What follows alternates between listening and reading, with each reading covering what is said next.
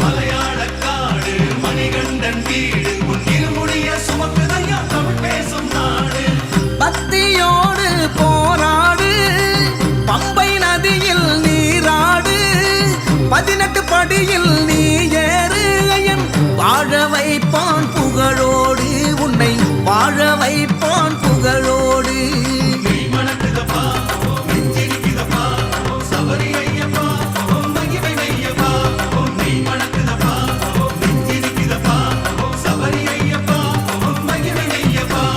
மலையாள காடு மணிகண்டன் வீடு உன் இருமுடிய சுமக்குதையா தமிழ் பேசும் நாடு.